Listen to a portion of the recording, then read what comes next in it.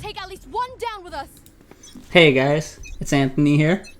Welcome back to the channel, Gravediggers. I'm here to give my review on Riot's attempt at a shooter called Valorant.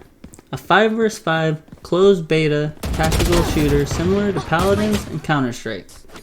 As for my background, I have years of experience in Counter-Strike and H1Z1. I'm an A-ranked ESEA player and was top 500 in H1Z1.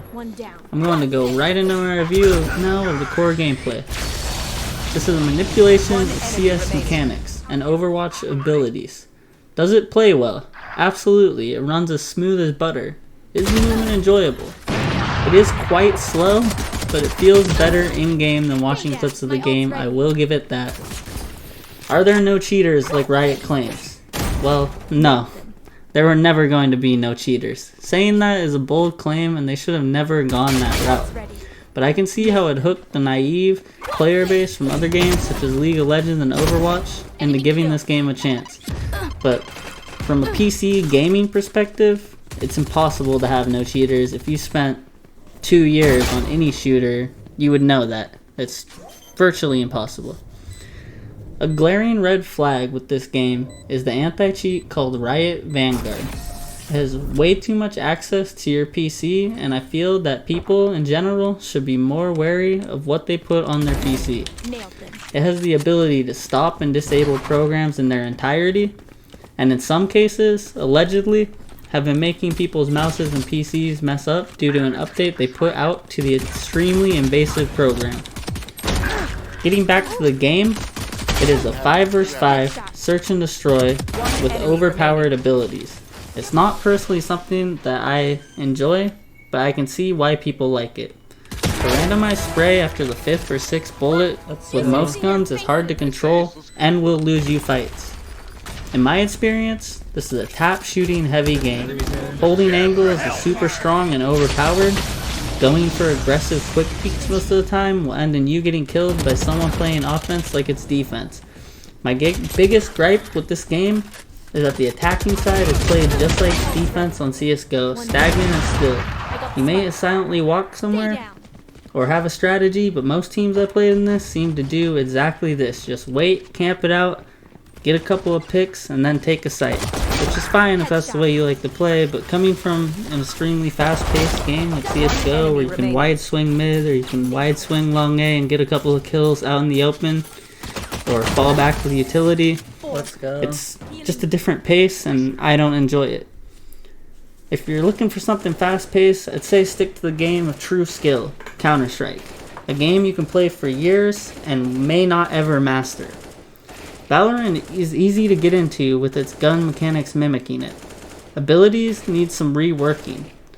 Sage's Ice Wall being able to block off entire pathways to a site or boosting for exploits is a bit much. Omen can teleport underneath the ground and shut down a site on split. Round equalization is another thing we need to talk about. In Counter-Strike, you always have the chance to equalize a round by getting a trade kill or peeking for your own frag. In this game, refragging is less impactful because Phoenix could just be baiting you into killing his ultimate, but he still lives afterwards. He can push and get 3 kills and revive around the corner, and you can't push him because his entire team could be there waiting. Or Sage can be in a 1x situation and they can revive a man and the round is equalized now. It's completely up to Fate and RNG who wins the round, and give each team a huge advantage in winning the round. Round equalization is much harder in this CS just because of those abilities. Lighting people for damage doesn't do much either because if either team has a Sage, they can just heal you right back up to full health. The base game is fun, don't get me wrong. It is very good at luring in a casual audience from their existing games. This will always be seen as a hardcore Counter-Strike player as Counter-Strike Lite to me. It's fun with friends, the guns shoot good enough if you played any game with recoil. Should be able to figure them out within your first hour of playing. It can make an enjoyable experience, but if you're playing a team that just camps on offense, it'll make a rather aggravating one. It's an easy game to pick up, and the mechanics are reminiscent of games past that you should have no trouble getting in the server and fragging some noobs, baby. The abilities are pretty balanced, but like previously mentioned, need a bit of work around them to make the game entirely fair. I'd give this game a 7.5 out of 10 as it has solid graphics and the gameplay is like butter. Servers are nice and rarely do you ever find yourself blaming desync like some other games I play. Deadside.